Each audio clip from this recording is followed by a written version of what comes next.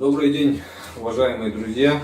В нашей студии наш известный земляк, известный ученый и общественный деятель Иоганн Егорович Максимов. Сейчас он находится на своей исторической родине, и мы хотели бы сегодня поговорить о такой очень интересной теме, как экодуховность. По роду своей деятельности Иоганн Егорович очень долгое время работал в атомной и химической промышленности Советского Союза. И после выхода на пенсию начал активно заниматься общественной деятельностью.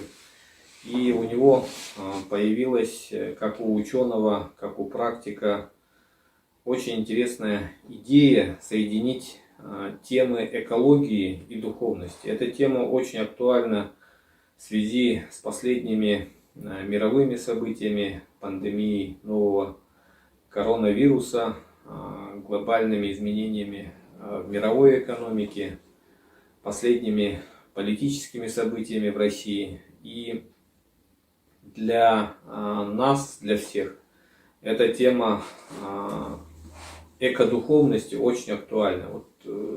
Первый вопрос я бы хотел задать Иоганну Егоровичу. Как появилась такая идея, экодуховность? В чем она заключается?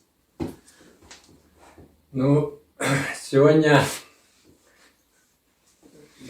мы живем в тревожном, сложном мире, полных различных событий и катаклизмов.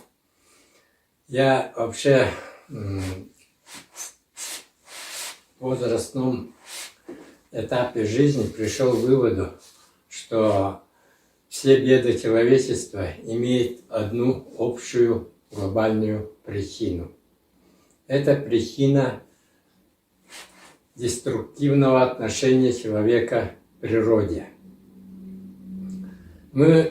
Получается такая картина.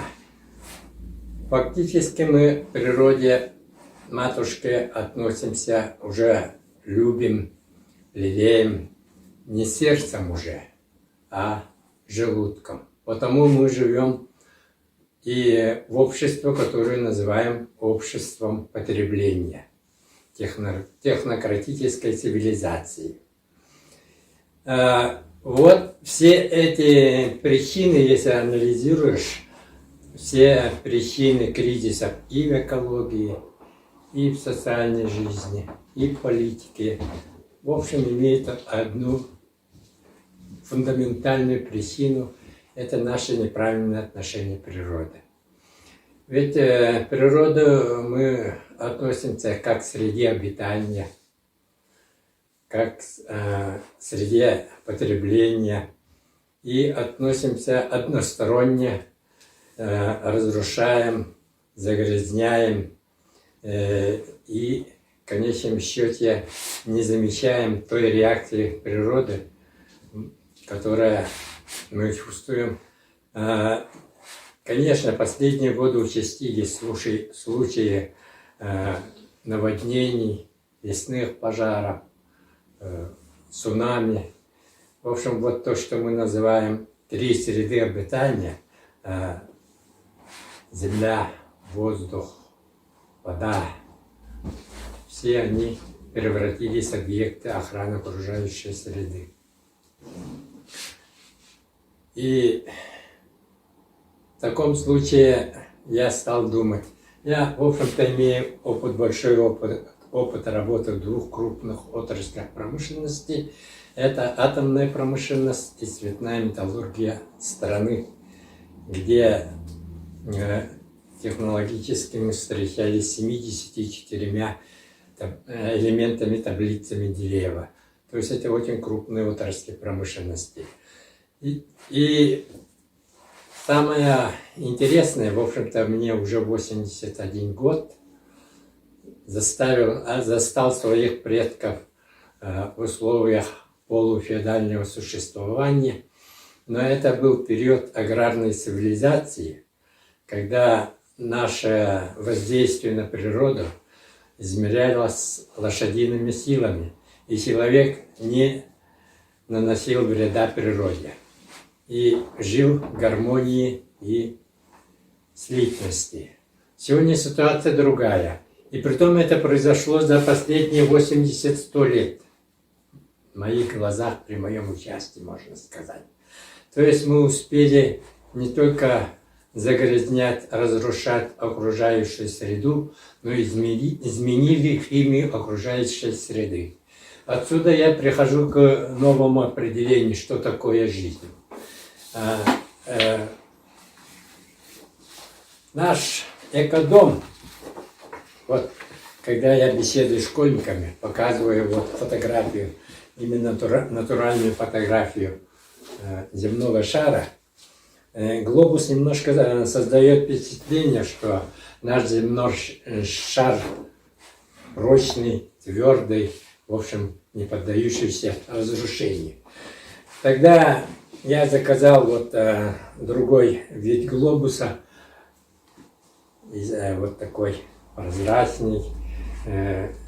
Оказывается, у нас даже такого не выпускают. Это я заказывал в Германии, дочь меня привезла. Вот это показывает более натурально, что собой представляешь наш экодом. То есть экодом наш представляет вот этот поверхностный, тоненький, нежный слой земного шара. Если диаметр земного шара 12 тысяч километров, то мы максимум спустимся вниз 10 километров, поднимемся 20 километров. Это всего 30 километров освоенная, можно сказать, поверхность.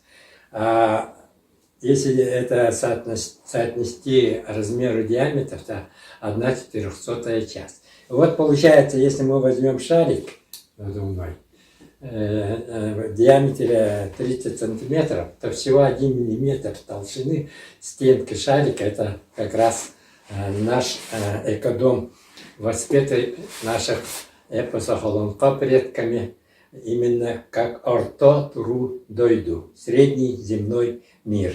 Вот когда я показываю школьникам вот этот земной шар, и еще давайте посмотрим, какая часть вот этой поверхности еще приспособлена к жизни. Надо вычитать оттуда поверхности океанов, морей, гор, пустынь и так далее, недоступно. То остается живая часть вот этой поверхности, совсем маленькая. И я называю, что эко, это вот слово экология, это эко, по-латински слово именно дом. Логия, значит наука о доме. Вот наш экодом представляет собой совсем маленькую часть земной поверхности. Это 5 континентов. Вот если вы вспомните Олимпийские кольца, как раз 5 континентов. Мы живем в тесном пятикомнатном доме. Вот тогда это объясняешь, уже отношение сразу меняется человека к своему этому. А мы живем до сих пор, не оберегая вот этот наш земной шар. Я сегодня пришел к выводу. Ну, сначала даю вот такое определение, что такое жизнь. Я здесь при определении этого выделяю 3 понятия, 3 сферы жизни. Первая сфера – это сам человек, организм, сам человек живой. Вторая это сфера, это наша внутренняя среда сам по себе. А вторая наружная часть это внешний мир природы и внешний мир общества. И что получается? Значит, сегодняшний день, ну вот уже многие называют, пишут сегодня, биосфера в результате загрязнения промышленного освоения превратилась в техносферу. Качество совсем другое, чем когда жили наши предки. Техносферу. А общество уже употребляется в отношении общества, когда разразилась информационная война лжесферой. Потому что здесь очень много уже в этом обществе то, чего наши предки не допускали. А сам человек внутреннюю среду сам загрязняет. Эту среду я условно уже называю алкосферой.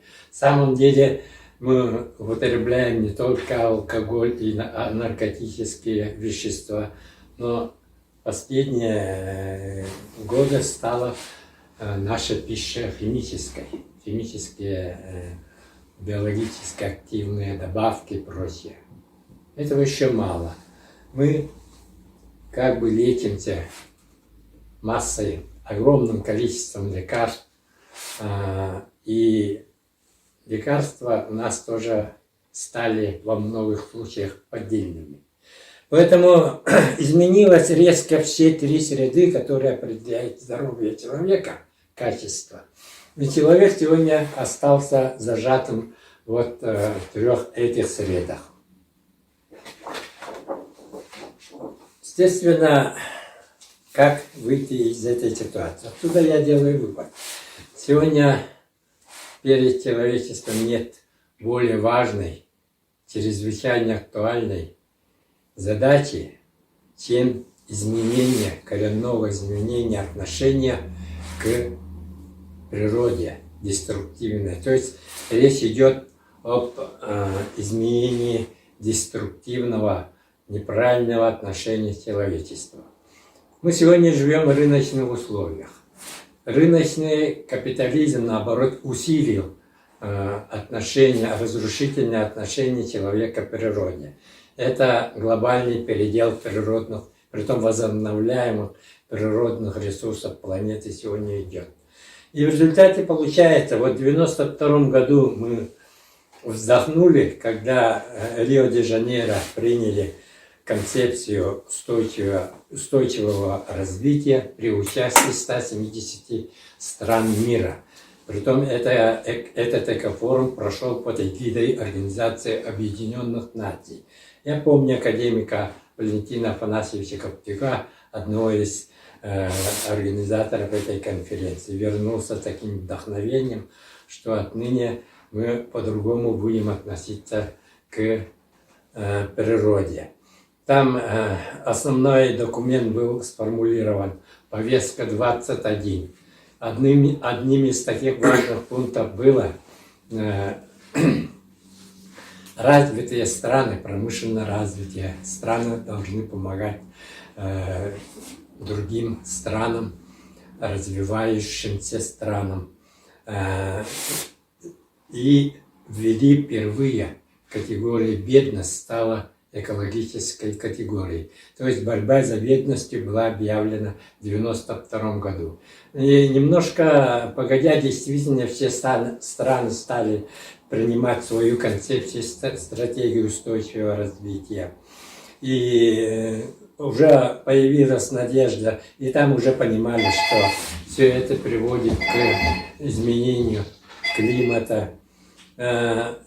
Перспектива хорошая, вот, экологическая геополитика уже вроде в новом направлении. И вдруг случилось вот распад нашей страны, вот многие не связывают с этим делом. Именно в 1992 году и мы стали тоже капиталистической страной, рыночной системой.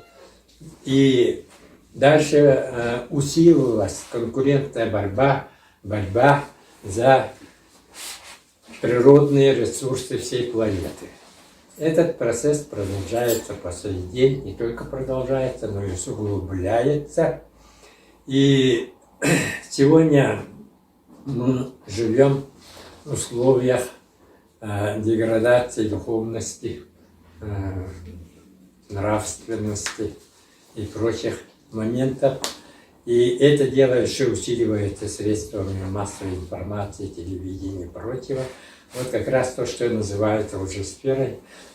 И у нас сегодня изменилась даже система образования. В общем, много изменений произошло. Как выйти из этой ситуации? То есть надо изменить разрушительный образ жизни землян. Естественно, это нельзя делать насильственным путем, путем революции или просто каким-то мирным указом Организации Объединенных Наций и прочих. Нет, не получится этого. Я таким образом пришел, как изменить отношение человека от разрушительного к созидательному образу жизни. Конечно, это можно сделать только путем изменения сознания. Потому что у нас уже такое отношение сложилось много десятилетий. А это сфера образования, воспитания. То есть мы должны изменить мир, внутренний мир человека, его качество с младенчества. То есть это сфера воспитания, сфера образования младших классов.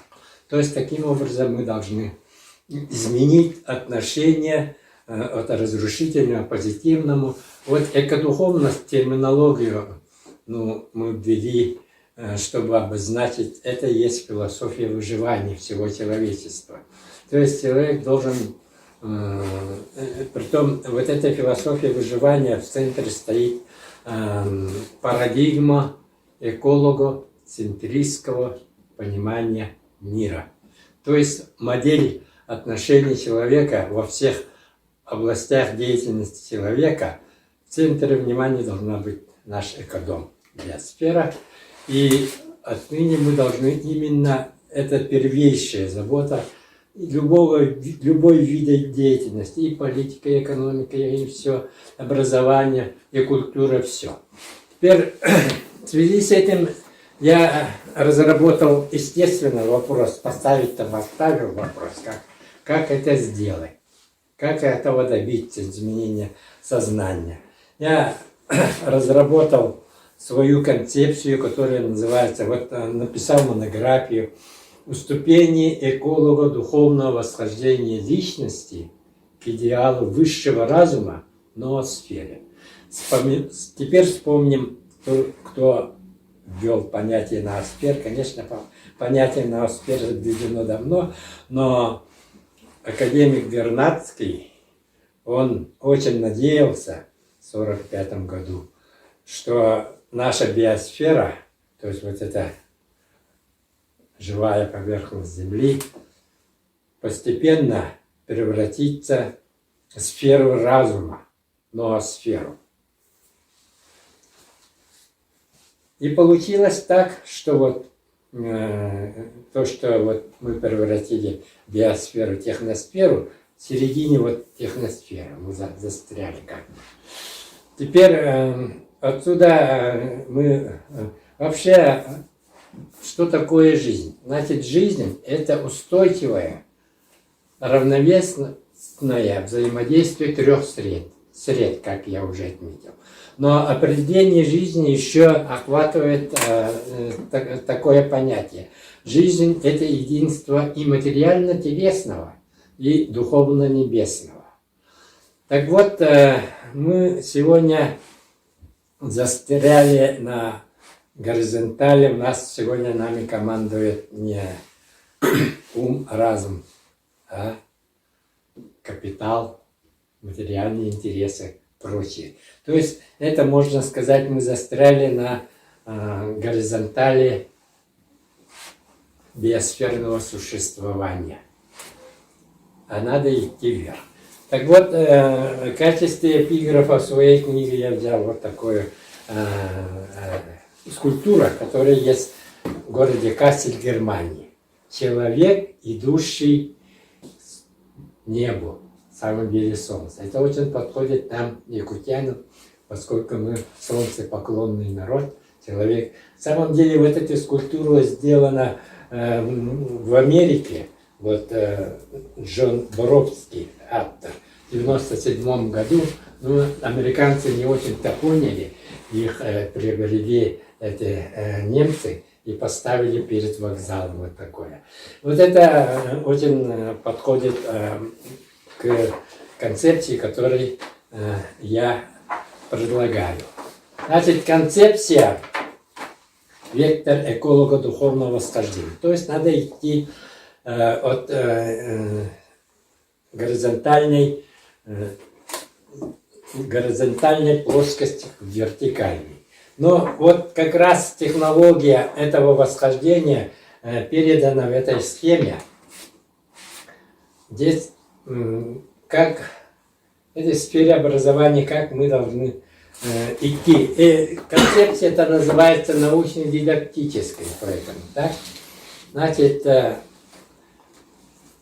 здесь по существу нарисована модель запуска четырехступенчатой ракеты условным названием «Ноосфера». Для того, чтобы вот этого добиться, надо пройти 4 ступени восхождения. Я вообще различаю вот эти ступени, я если немножко расскажу по существу.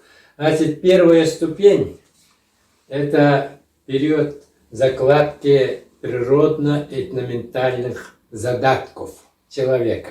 Каждый человек независимо получает вот этот дар природы и своего этно-качества, которые я условно назвал природно-этноментальные задатки. То есть это самый важный этап жизни человека. Притом откуда получает? Получает от природы матушка, от природы. Получает от традиций предков. Получает от этнокультуры своего родного народа.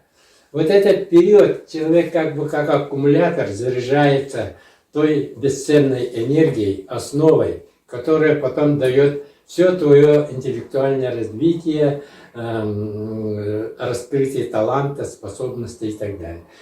Сфера образования это не учитывает. Вот такого понятия нет. Вот этот период человек проходит дошкольные, школьные годы. Вот этот запас энергии. Ну а потом случается всякое. Или он вообще не учится, или он растеряет неправильным образом жизни, вплоть до алкоголя и так далее. Теперь начинается второй этап. Это уже период, когда ты получаешь профессию, становишься специалистом, начинаешь работать. И, в общем, полная социализация личности. И человек уже... Вот этот период охватывает всю фазу активной жизни человека. Этот период я называю интеллектуально-профессиональным этапом развития человека. Семья, дети, весь смысл в жизни земной, средней жизни проходит в этот период, вплоть до пенсии. Вот когда человек уже живет лет 40 и чуть выше, начинает думать, и когда особенно становится свободным от труда, выходя на пенсию, и начинает думать, зачем я живу, как долго я живу, что меня ожидает. Вот, наконец-то он оглядывается назад. И начинает, в общем-то, ценить жизнь.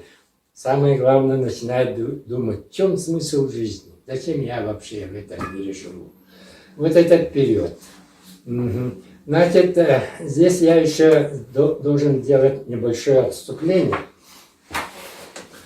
Мы вообще-то мир познаем с помощью 5 органов чувств. Притом познаем в трехмерном пространстве. Или мы видим наши глаза, уши, эти все видят в натуре окружающий мир или в виде плоскости, или в виде объема, трехмерно. Вот эта наука в свое время основывалась на механике Ньютона, эвклидовой геометрии. Мы так в свое время учились и так далее. И жили вполне достаточно. То, что наши глаза далеко видны из планет, только, наверное, Солнце, да, Луну видели издалека. Ну, в общем-то, это достаточно нас развивало. Но когда человечество стало раскрывать, я вот имел опыт работы ураном, элементом вот, 3 миров эпосов Коломбо. Именно этот элемент, очень интересный химический элемент, я его называю элементом 3 миров эпосов Коломбо. Во-первых, уран – это бог неба. это уже глубокой древности. И когда открыли 7-ю планету Солнечной системы, они назвали Ураном тоже. Это верхний мир. Вот, пожалуйста. Но в 1700 каком году, здесь я записывал или нет, Уран открыли в 789 году на Земле, в руде уран, и в честь Бога неба назвали ураном, новый химический элемент. Менделеев прописал этот элемент под номером 92. Это последний элемент таблицы Менделеева, потому что выше уже, да, мы знаем, 110 и более. И все эти элементы радиоактивны, на Земле не существует, недолго так перебывает тоже, и все как бы. Вот это средний мир. Притом, как химический элемент, уран использовали, уран отличается, его соли все разные окраски, цвета. Использовали для окрашивания стекол, керамики, как краска, короче говоря. Так было в течение 200 лет. И в 1896 году, ну эта история интересная, я поэтому рассказываю. В 1896 году Анри Беккерель случайно засветил свою фотопленку, рядом положив соль урана. И стал думать, откуда это, почему у меня фотопленка испортилась.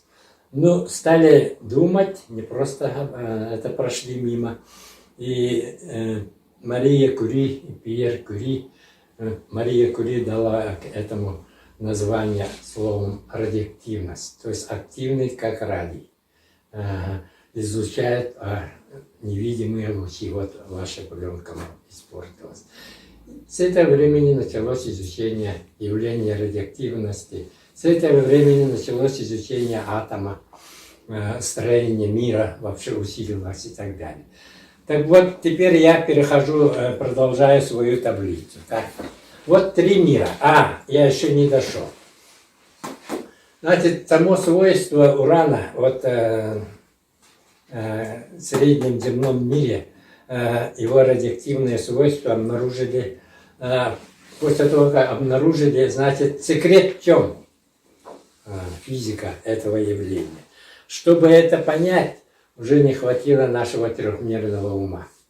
Уже человек должен мыслить многомерно, абстрактно, условно, сегодня, как говорят, виртуально.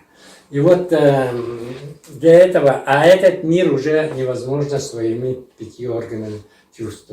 То есть механика Ньютона уже не работает, там геометрия обычно не работает.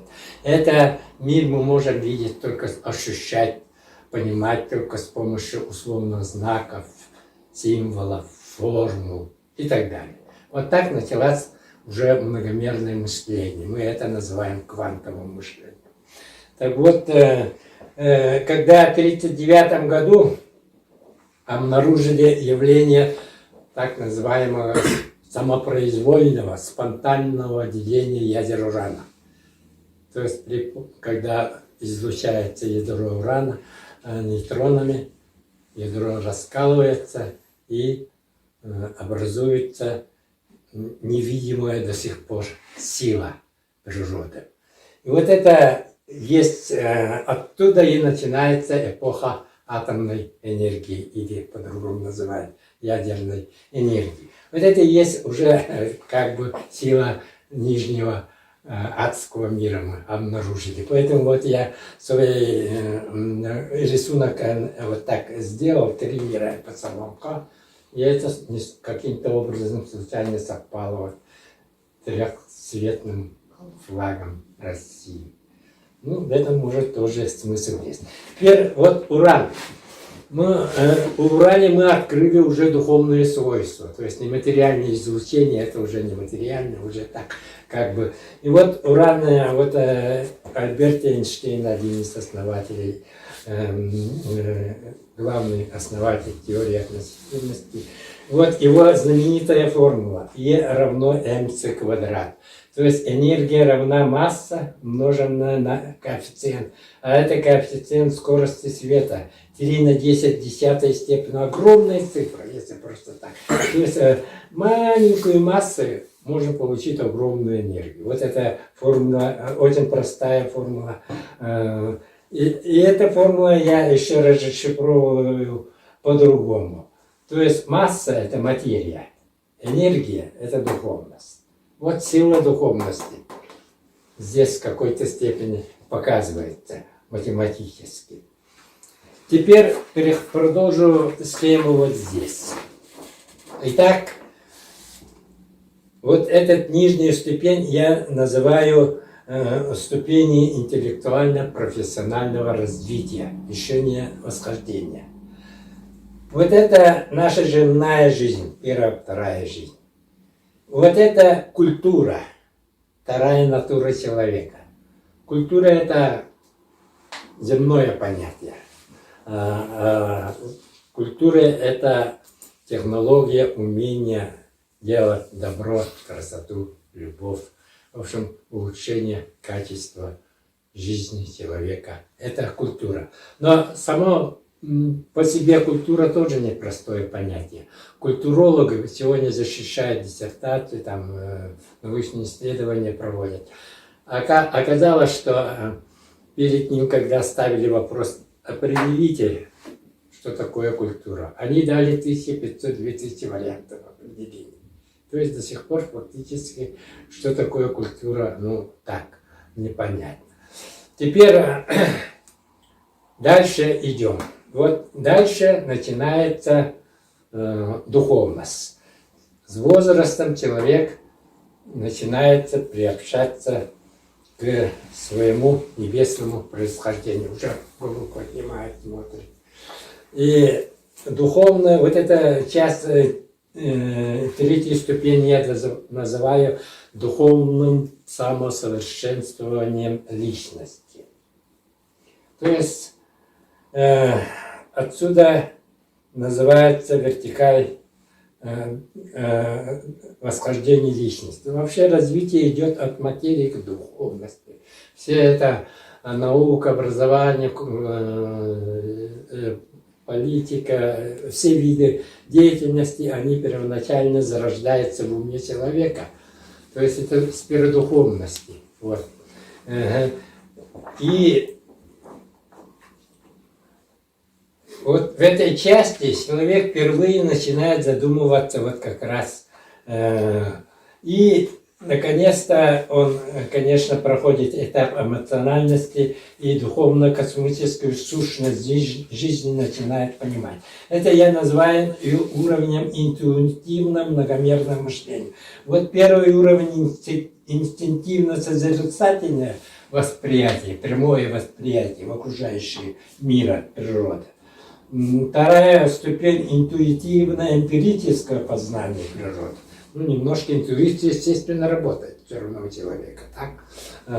Не только вот, как я прямо сказал, так, ничего не понимает. Интуиция работает. Наши предки были сильны тем, наши безграмотные, необразованные, наши предки были земны, вот, а именно интуитивным умом. Они жили по законам небес и так далее. Это они, наоборот, мыслили в сфере духовности, поэтому они достигли всего. Так вот, отсюда начинается восхождение вверх. И самые высшие сферы восхождения, идеал высшего разума, я называл ноосферой. Но не Богом, ноосферой. Идеал высшего разума. Вот четвертая ступень – это самый пик духовного восхождения человека, фаза освоения сакральных сил природы. И на этой ступени человек реально ощущает, что такое вечность, что такое бесконечность. Вот мне 81 год, так? Я, шутя, там переворачиваю, а мне в самом деле 18 лет. То есть душевная, экодуховная чувствую себя молодым. А телесно, у нас же материальная часть моей жизни, оно устаревает, так сказать, ржавеет. В общем так, человеческий организм. То есть вот тут как раз двойственная сущность человека. Человек — это тело, лоб, думающий о вечном, говорил один из социологов у нас в Новосибирске. Очень хорошее определение. Тело, лоб, думающий о вечном. Но он делает все возможное, что человеческий потенциал рассчитан, некоторые говорят 120 лет, некоторые говорят 140 лет, а мы доживаем только половину. А для этого у нас земных причин много. Так? И здесь мы можем вспомнить спор между умом и сердцем Кулаковского как раз.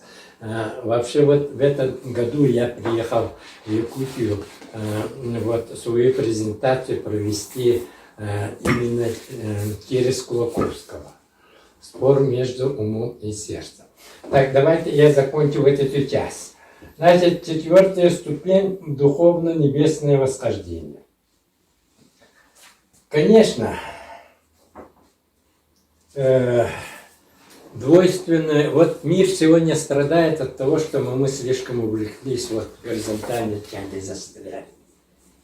А надо идти вверх, вертикально, вот так. А как идти, вот я примерно говорю вот таким путем. Идти — это сфера образования.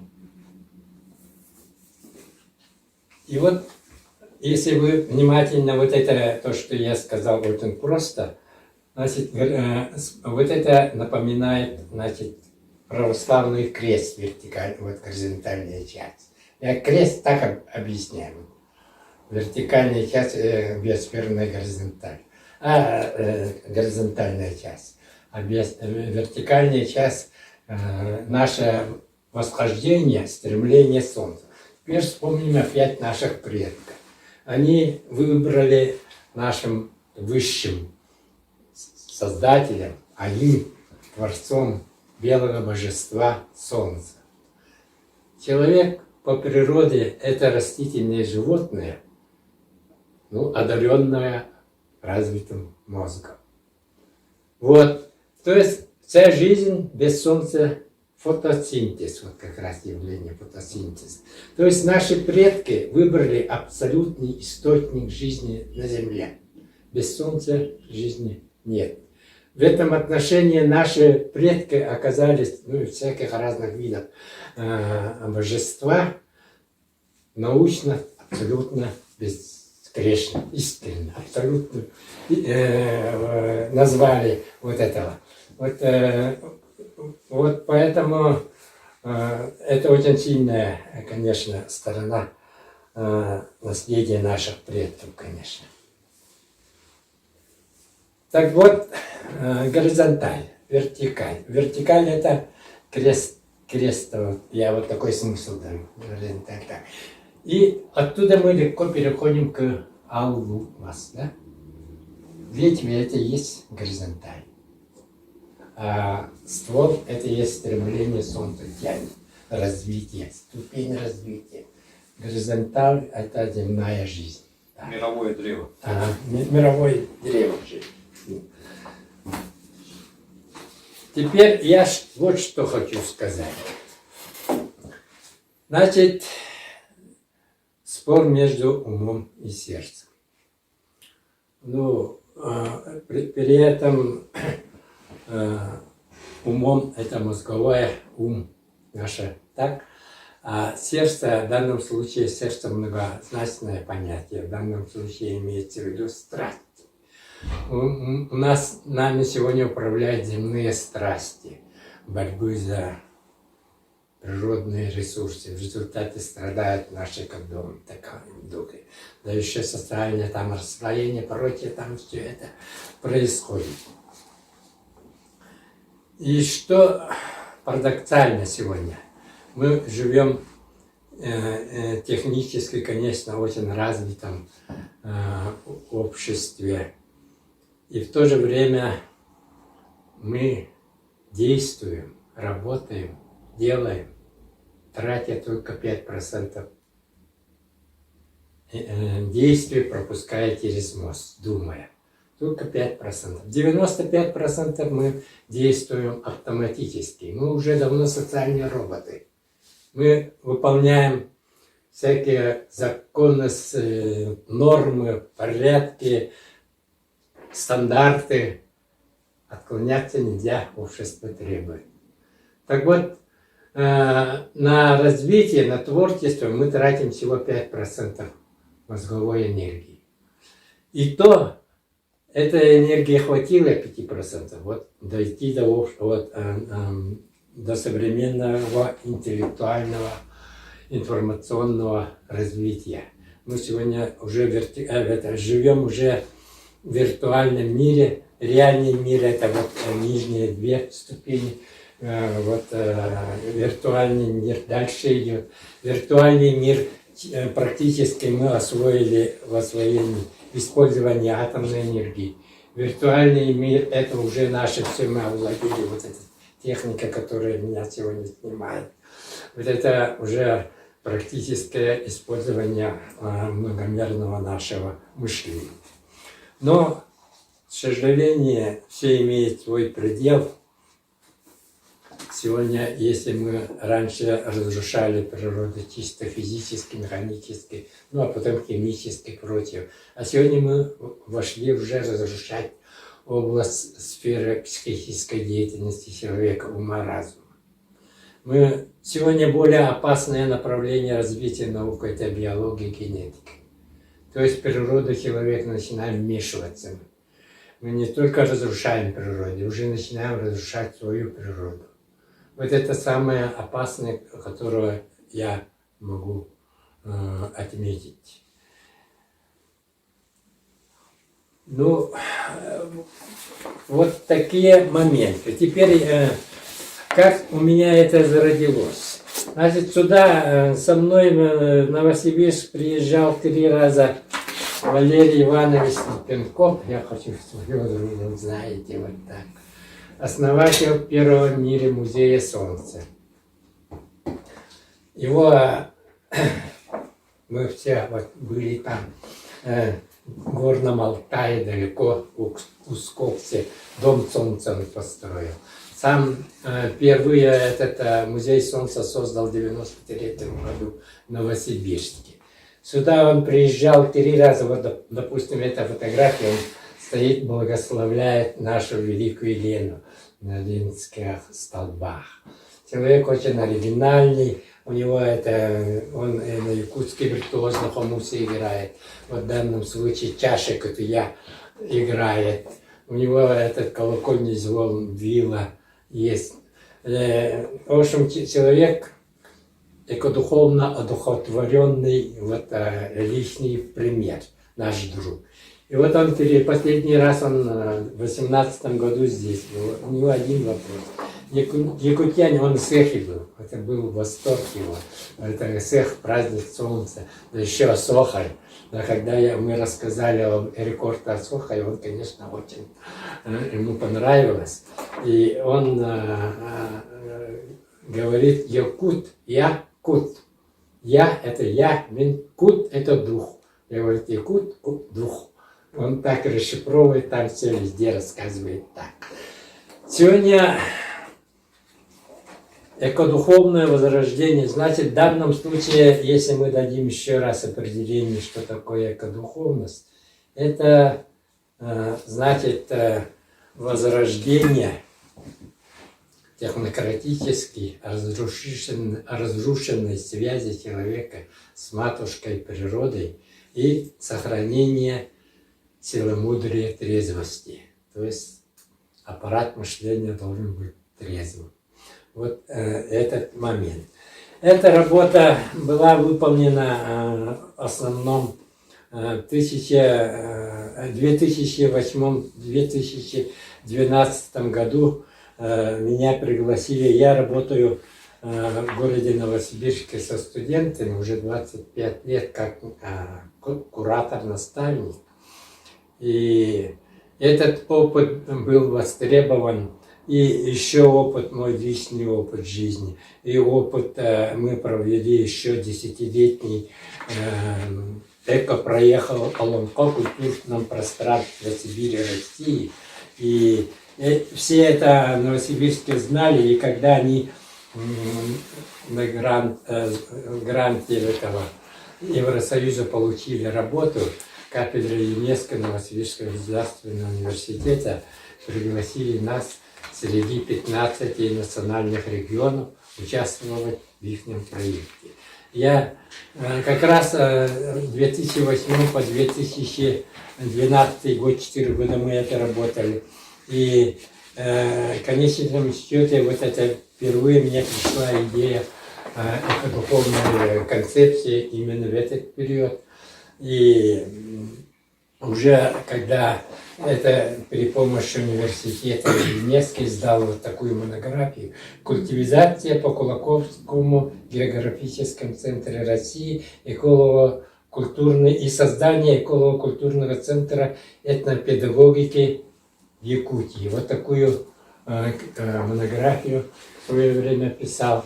Тем самым мы мечтали, чтобы вот обозначил самое главное, это первая ступень.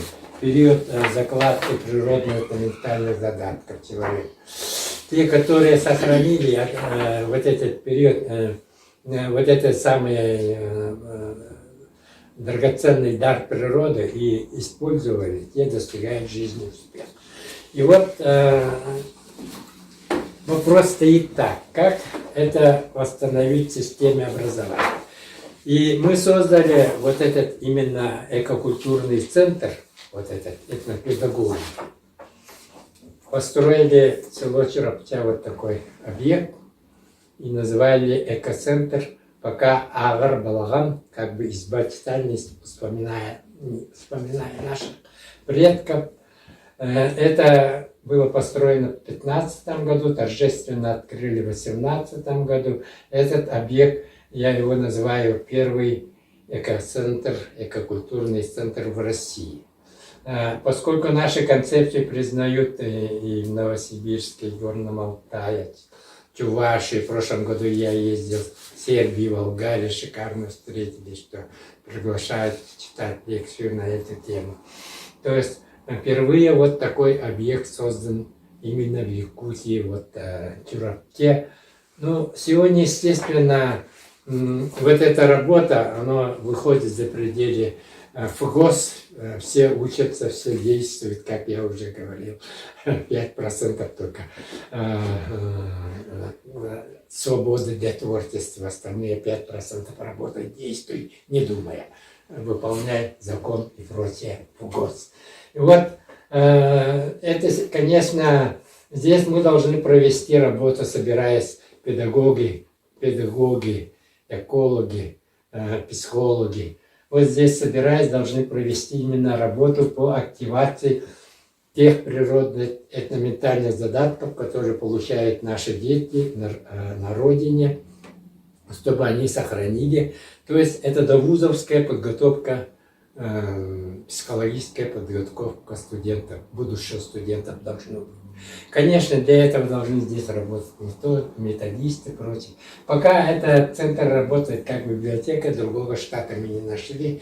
Пока этот центр не признан объектом республиканского хотя бы значения, федерального значения, этого нам еще предстоит добиться. Ради этого я приехал работать. И вот вам оценка международная. Значит, на кафедру ЮНЕСКО приезжала наблюдательница Евросоюза вот, по этому проекту. Вот она отметила вот этот проект как перспективное направление, достойное тиражирования в других регионах и представляющее собой образцовый вариант внедрения на практике результатов выполнения инновационного образовательного проекта Евросоюза ЮНЕСКО. Это оценка госпожи Вусини из Бельгии. Далее Новосибирский государственный университет и комиссия Российской Федерации по делам ЮНЕСКО меня наградила вот такой почетной грамоте, где было признано направление вот это экокультивизацией или экодуховностью как новым направлением внедрения этнопедагогических технологий. То есть, тем самым хочу сказать, что зарождается здесь новый тип школы, то есть тип школы экодуховного воспитания подрастающего поколения. В этом перспектива. Я успел сделать еще очень несколько десятков публикаций, докладов, презентаций. Я их здесь собрал под двум разделам. Первое – это чистая этнопедагогика, вот здесь те работы, которые имеют этнопедагогическое значение. Вот, допустим, первая публикация была в этом самом. Здесь есть Ассоциация народной педагогики республики. Вот как раз у них юбилей был, вот они публикации делали на эту тему. Здесь есть публикация, презентация книги в Новосибирском государственном педагогическом университете. Есть публикация по линии Высшей аттестационной комиссии России. Вот такие работы. Дальше второе направление экологическое. Оба, конечно, экодуховные, но вот второе направление выделил я экологическое. Я хочу сказать недавно, вот книга у меня была удостоена недавно медали Международной славянской академии, серебряной медали. Вот эта книга, которую я вам показываю. Вот в сентябре месяце я был приглашен на международную конференцию в Москву. Организовала это Институт социально-политического исследования Академии наук. И там я выступил докладом «Научно-дидактическая концепция эколого-духовного возрождения России и сохранение биосферной колыбели жизни на Земле». Конференция была посвящена вопросам, проблемам демографии.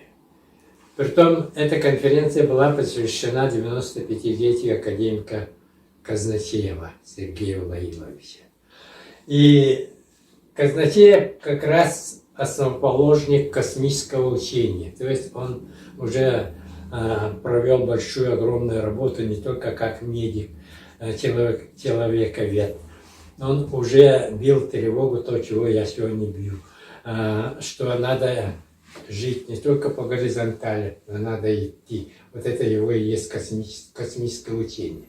Оказалось, что я являюсь продолжателем его космического учения в сфере образования. И создал я, как это реализовать в виде научно-дидактической концепции. Поэтому доклад был включен в этой книге. Я являюсь автором этой книги, посвященной, там вот такая книга выходила. И еще вот здесь есть, я делал в прошлом году предложение Северо-Восточному федеральному университету создать научно-исследовательский институт при университете экодуховного возрождения Кут-Дабан. И здесь вот это предложение, полное обоснование, все вот в этой сборнике есть. Еще один из моих докладов была Якутия, этнокультурный оплот экодуховного возрождения России. Вот я каждый раз при презентации, выступая, вот раскрываю те или иные стороны вот этого экодуховности. Это достаточно серьезное философское понятие. Ее надо расшифровать практически в таком духе. Одним из стержней моей концепции является культивизация. Вот автор книги по Кулаковскому, я могу отметить, что когда я уезжал в 1958 году, я с тех пор живу в центре России, Тогда он еще был закрытым фактически, публикаций не было особых. Потом великий подвиг совершил, конечно, Георгий Прокопьевич Пашарин, все это раскрыл. В 92 году только опубликовали на русском языке вот эти письмо якутской интеллигенции. То есть идет познание нашего великого мыслителя, провидца, некоторым опозданием все идет. Так? И вот, когда я стал изучать его произведения, прочее, меня, конечно, захватило, я уже стал понимать это. И вот эта философия культивизации, я ее внедрил в системе работы со студентами, а я работал со студентами Якутии, которые обучались в 16 вузах. В течение 25 лет через меня прошли несколько тысяч студентов Якутии со всех вузов городов Якутии. Оказывается, я понял, я, оказывается, тоже прошел культивизацию. Вот его формулировка очень простая, всего 7 слов. Единственным рациональным средством нашим является культивизация и слияние с русскими. Вот формула, которая определила мою судьбу. То есть культивизация – это, в общем-то, такое, легко переводится, я студент это расшифровал. Это образование плюс культура. То есть приобщение культуры, образования, овладение этим делом при помощи великого русского народа. И вот в 22 году, когда зародился наш Якутская ССР республика, наша государственность, немножко погодя, период культурной революции, точнее 1924-25 учебном году впервые 178 студентов Якутии поехали учиться в центральные вузы страны. Вот это и есть точка начала культивизации. То есть Кулаковский завещал, что с помощью... Притом культивизация его уже началась в этом эпосе «Сновидение шамана» поэмы. Там уже есть там 9 наук великих мы освоим против, там, помните, строка есть в конце, там он произносит. А потом уже в 12 году он об этом пишет. Теперь, пройдя, я уже не понимаю, что это такое. Потом я понял, когда работал, студенты, когда уже департамент работал, единственный департамент в России, который обучал студентов, 5000 студентов, не только по России, уже культивизация шла за рубежом, за зарубежных стран. Я как куратор это все помню и знаю. И вот однажды меня осенило, елки-палки, оказывается, я тоже прошел культивизацию. Именно благодаря воплощению идеи Кулаковского я получил образование с помощью великого русского народа. Да еще я женился на Уралочке, то есть слияние с русскими, то есть я полную цикл культивизации прошел. И студентам стал тоже объяснять, вы тоже проходите культивизацию, давайте поймите, что это такое. Теперь я нарисовал, там у меня еще целый график есть, там историческое значение культивизации. Вот там есть вот такая линия и сразу вверх идет вот так. То есть в период культурного у нас было 0,2% населения умели читать, писать тогда в свое время до революции. А потом, когда культурная революция, и мы вот так очень способный народ за несколько лет уже достигли 80% выше. То есть всеобщее образование высшее получили. Тогда у нас своего вуза не было. Вот таким путем, если раскрываешь гений Кулаковского во всех сферах, неисчерпаемый источник мудрости этот человек. И столько он это нам раскрыл. Я в этот раз приехал именно огромной программой, конечно, для презентации книги под эгидой поэмы Кулаковского, стихотворения Кулаковского. И он это спор между умом и сердцем. планировал 4 улуса посетить, успел 2 улуса, в Чураптинском немножко выступил, но очень хорошо выступили мы и успели поработать село Чечемах Татинского улуса Татты. В прошлом году оттуда целый коллектив ездил, мы ездили в Сербию и Болгарию, там мы открывали скульптуру, бюст Кулаковского в городе Плиска, Болгарии. 40 человек, все приехали туда за свой счет, такой дружный коллектив. И вот эта работа у нас заложила основу уже открытое признание, что такое народная дипломатия. Но там Лариса Ильясовна Кулаковская, главная наша, она там живет. И она впервые провела СЭХ в Европе в 2016 году.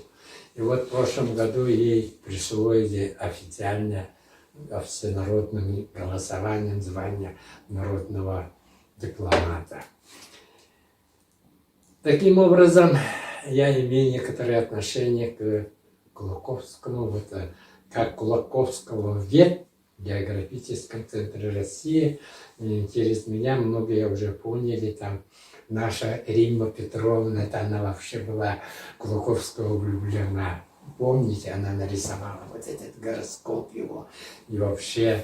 Ну, там были отдельные энтузиасты, но она сказала, ну, я более великого человека не знала. Она влюблена была в это все, к сожалению, ее не стало недавно. Но она успела, у нас была олимпиада под эгидой экодуховности. Познай, возлюби себя. Вот развитие студента. Вот, допустим, мы в 2015 году, в 15-летию Победы, делали конкурсы школьников южных улусов на тему войны рисунков детей. Вот много-много рисунков получили, подвели итоги. Это итоги мы издали, ввели, там книги издали. Это огромный вклад авторства Риммы Петровны. Я хочу сегодня здесь вспомнить. Мы очень уважали, любили. И эта работа у нас, и она ставила уже такие же заготовки для Кулаковского по произведениям. Она уже проанализировала ряд произведений, и эту работу мы будем продолжать. Ну, еще вот наша концепция экодуховности имеет несколько направлений. Вообще экодуховно продвинутые люди уже есть. Я приведу яркий пример. Это, конечно, мой друг, великий академик Ларионов. Мы с ним одногодки. Он выжил один из 16 детей, а я один из 6. И он сохранил свое вот это природное, это ментальное. И это дело он реализовал 100%. Вот у нас тут здесь есть кадр, где он. Вот его схемы, когда показываешь, я вот здесь показываю вот это восхождение человека, а когда его рисунок показываю, вот он. Я здесь его издал вот такую книгу «Интеллектуальный богатырь земли Лонко». То есть именно богатырь умом, разумом в этом духе. Вот такую схему я рисую. Это то же самое восхождение. Там школьник, младший научный сотрудник, там студент, до академика, первого академика из народа Саха. Вот это и есть пример восхождения. Естественно, главное личное восхождение показывал сам Кулаковский, естественно. Но таких личностей много, и среди живых, естественно, есть. Те, которые реализуют свою духовную энергию и, так сказать, раскрывают свой природный талант. Мандарус возьмем даже, Августину Филиппову возьмем, народных талантов возьмем. И еще очень много-много вот духовных людей. Вот сегодня Тупцана и Афанасий Алексеевич. Это яркий пример духовный. То есть те, которые готовы к этому. Поэтому вот, когда я сделал предложение создания института научно-исследовательского, это предмет исследования огромной глубины, ширины, там очень бесконечно можно. И одним из моих предложений надо создать ассоциации, объединяющие. Очень много нас занимает духовности, разных направлениях. Объединить надо всех в одну кучу. Хотя некоторые друг с другом не совмещают, это не важно. В борьбе разных подходов зарождается истина, как говорится. Так? Вот мною заложена вот такая огромная идея. Лонко это хорошо, конечно, так? Все это мы готовы уже какой огромный комплекс строить и так далее, и так далее. Все это хорошо. Лонко это по-якутски я перевожу это Олох Номоо. В общем, это наше наследие предков, которые они не умеющие писать и прочее письменно не могли довести на устном. Устное это от поколения к поколению, от времени к времени, веками они передали нас. Каждое поколение оттачивало, в результате зародилась такой шедевр мирового значения. И Лонко, конечно, это произведение, которое сакральное, которое тоже между строк можно бесконечно читать, расшифровать. И всегда современная литература, если сказать литература, поэма сказать поэма, песня сказать песня. В общем, но в этот раз меня вот Татинский улус сопровождали знатоки этого руны, школа Андрея Васильевича Кривошапкина. Андрей Иванович. Андрей Ивановича Кривошапкина. Здесь я тоже очень много интересного получил. И это я оценил так. Если наши предки передали вот это в устном виде Лунко, то в данном случае они передали свое наследство в виде уже письменных знаков в таком духе. Слава Богу, у нас нашлись люди, которые научились это читать, расшифровать и так далее, развивать. Тут получилось целое направление тоже экодуховного развития, я считаю. Так? Поэтому я очень благодарен, есть такие таланты. Вот их всех надо объединить в одно, под одним флаг и так далее. Ну, что еще могу сказать? Ну, еще я приехал, я ветеран атомной промышленности называют. Если это дело расшифровать, я приехал к 75-летию Победа, тоже написал свою статью. Меня волнует одна тема. Мы отмечаем в этом году вот мой атомный завод, тут написано, юбилею издано, завод от ядерного щита до атомной энергетики. Вот в этом редчайшем издании есть и моя фамилия,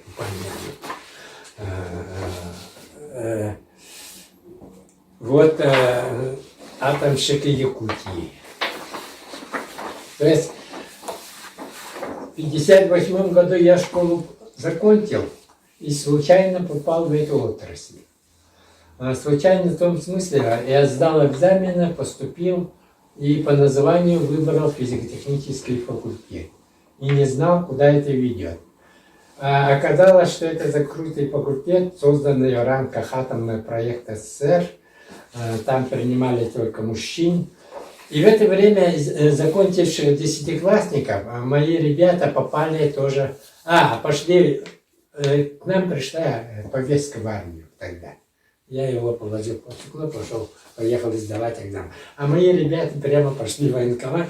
Все попали служить нашим первенце Челябинск-40 солдатами. То есть я как бы внутри технологии попал, а они охранной части этого объекта. Ну, естественно, это все вредно, солдатам и так далее. И 132 наших якутянина служили, в том числе мои одноклассники, в этом Челябинске 40. их многих уже нет. Это очень вредное дело. В том числе вот назову Григорий Константинович Макаров, Иннокентий Егорович Кожуров. Его в 2008 году не стало. Он создал Союз Саха-Чернобыль, очень мощно работал, издавал и так далее. Вот это мои атомные друзья с Якутии. Ну, дальше в этом году я отмечаю вот такой момент. Мы 75 лет Победы отмечаем. Это хорошо. Чествуем ветеранов, которых уже нет. Это бессмертный полк. Я каждый год хожу в этом ряду бессмертного полка шествия, коллективной фотографии своих рабочих. Бесшумно хожу, так и все. Потому что их уже тоже живых нет. В свое время трудились в сфере создания ядерного щита страны. Ядерный щит страны — это, конечно, там атомный проект СССР состоит из 3 частей. Наука, кадры, производство.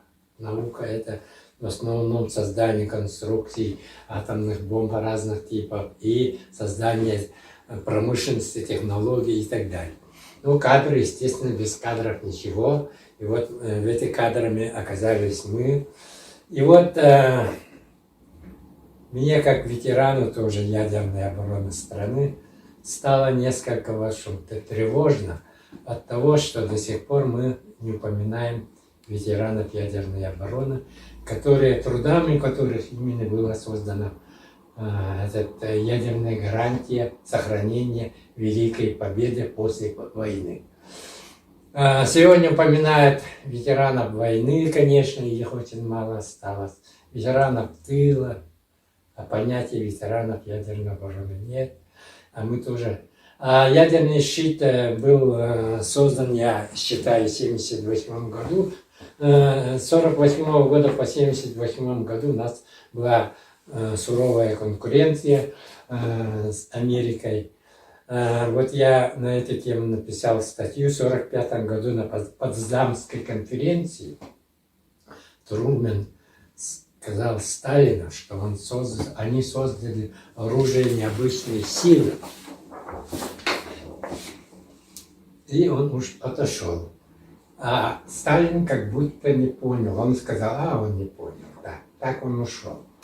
Раз так, я такую версию даю. Это было в июле месяце. В августе месяце что он делает? Демонстрирует это дело в городах Хиросима и Нагасаки в 1945 году. Но у нас не было этого.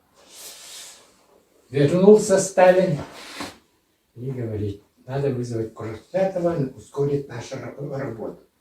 Оказывается, он работу по урану, распоряжение давал начать еще в 1941 году.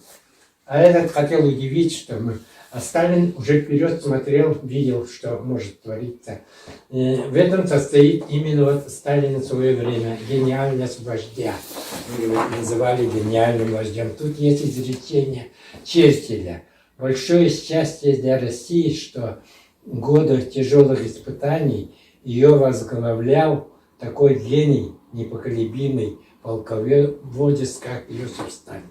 Ну, там где-то у меня еще есть более интересное признание Гитлера, что мы, России, дальше не должны позволять вырастить таких гениев, как Сталин, короче говоря.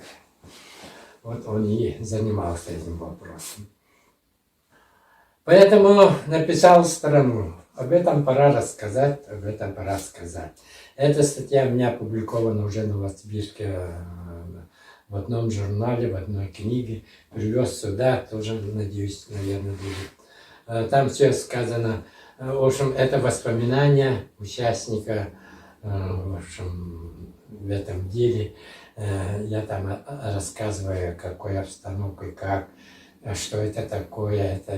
Это и вредность, это и ответственность, это и опасность, вредность, ответственность и ответственность. И, ну, в общем, вот такая условия работы. То есть мы, технологи, умели ловить миллионные доли примесей, которые поглощают нейтроны. А мы же делали начинки вот этого. А если бы эти поглощающие нейтроны примесей много, то ни бомба не взорвется, ни реактор не будет работать. Вот в этом и ответственность, за это нас наказывали. Короче говоря, наш якутский народ тоже внес в это дело, где те, ну, несколько сотен человек, наверное. Ну, с технологической работой непосредственно занимался я один в этой области. Поэтому цель моей статьи была, чтобы надо бы, вот некоторые уже поняли, что надо этот вопрос поднять, что надо как-то вспоминать. А у нас один ответ: нет денег. Потому что надо это новую категорию льготников или таких привести, надо опять деньги тратить и так далее. Лучше мы под режимом, привыкшим режимом секретности, так и остались, так и уходим. Вот, если вспомнить немножко о моей профессии, одной профессии. Ну, последние 25 лет я возглавлял, ну, был одним из лидеров общины якутян. Мы в городе Новосибирске в этом году отметили 25-летие нашей общественного объединения якутян. Это было событие общегородского значения, 1,5-миллионный город. Это заметил нас Новосибирске. Многие наши ветераны были награждены почетными грамотами мэра города Новосибирска. Вот. Ну, вообще, вот Царь-Глава Нестеровна считала, что я в Якутии посвятил 25 лет пенсионной после трудовой жизни. И там она насчитала где-то 30 направлений работы, где я работал ради родной Якутии. Поэтому я рад, что удалось мне последний проект сделать. Но надеюсь, с помощью, вот у меня есть уже вместе коллективу, вот эту работу доведем до создания школы экодуховного воспитания подрастающего поколения. Ну, в завершение я вам, тут сказали, поэт есть, да? Прочту я стихотворение, которое я назвал Даван, Кут-Даван, так? Мендёлум. Менджонум, мендойдум, мендоотторум, мендоотторум, менджохам, менджалам, менджарлум, менджалурум, мендаванум, менджолум, мендойдум.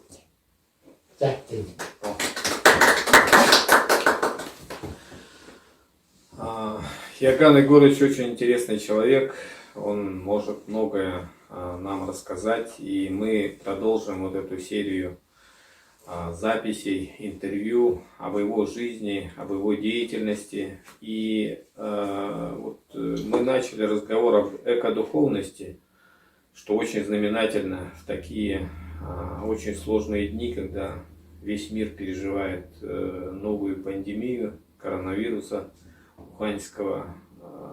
На мировых биржах идет очень большое волнение, и многие ученые, многие футурологи говорят о том, что сейчас идет формирование нового мира, постиндустриального мира, и идеи, о которых вот говорит Иоганн Егорович, они будут очень востребованы. Мы, вот его единомышленники, в этом уверены. И я думаю, не только школы, но и вузы, но и многие вот поколения, не только якутян, россиян, но и в мире будут вот эти идеи востребованы. Потому что иначе, вот как показывает история, если вот мы углубимся в историю, то было много цивилизаций на самом деле. Вот то, что нам говорят в учебниках истории, что вот мы постоянно развиваемся, что мы только вперед идем. Это западное технократическое понимание истории, оно совершенно неверно. Было очень много катаклизмов, и человеческая жизнь то возникала, то исчезала на этой земле. И если мы говорим об уране, то, например, в древних ведах ариев рассказывается, вот Оппенгеймер, создатель атомной бомбы, он взял описание, поэтическое описание вот именно ядерного взрыва из индийского эпоса Махабхарат. Там есть такое выражение «ярче тысячи солнц». И вот он описывает войны древних ариев, это вот тысячи лет назад. И самое интересное, когда ученые начали исследовать вот, те места, о которых вот говорилось в этом эпосе, нашли оплавленные останки древних городов, древних цивилизаций. То есть вот эти цивилизации, они человеческие достигали определенного уровня и потом самоуничтожались и уничтожали друг друга. И это связано с тем, что они вот не могли найти гармонию между духовностью и развитием техники и технологий. И вот мы сейчас как раз переживаем этот период уединения вынужденного из-за этого карантина. Каждый сидит по домам, очень много ограничений. И вот сейчас как раз пришло время для всех нас переосмыслить, как мы живем, зачем мы живем. И поэтому опыт таких аксакалов, как Иоганн Егорович, которые вот создавали ядерный щит, участвовали в химической промышленности, занимались активной общественной работой, для нас очень важно, потому что они передают, они носители вот традиций и опыта, живого опыта. И мы, например, действительно забываем о тех людях, которые создавали атомный щит Советского Союза, и они спасли не только Советский Союз, но и весь мир от ядерного уничтожения. Почему-то забывают о том, что американцы на полном серьезе после 1945 года разрабатывали планы атомных бомбардировок крупнейших городов Советского Союза. И они планировали уничтожить десятки, сотни миллионов с помощью атомных бомб. Мы почему-то об этом забываем. Хотя эти материалы рассекречены, и вот такие именно люди, как Иоганн Егорович, которые работали над атомным проектом, руководитель тот же незаслуженно забытый Лаврентий Павлович Берия, вот Иосиф Виссарионович Сталин, они создавали вот эту промышленность с нуля. И наука, и промышленность. И вот об этом мы должны помнить. И, наверное, вот в этом году, когда отмечается 75-летие Великой Победы, мы должны вспомнить и вот этих людей. Молодых совсем людей, которые и молодых, и в возрасте людей, таких как Курчатов, людей среднего возраста, как Берия, которые вот этот ядерный щит создавали.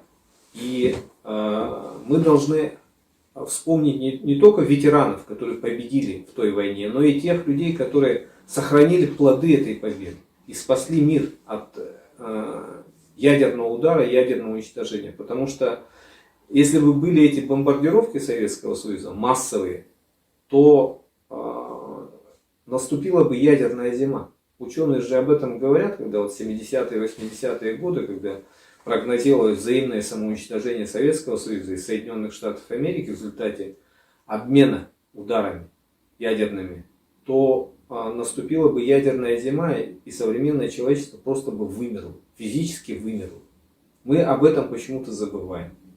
И вот Иоганн Егорович, наверное, прав, и надо ставить вопрос о том, чтобы воздать дань памяти и уже как-то отметить вот этих людей, которые работали в закрытых КБ и сохранили плоды вот этой великой победы.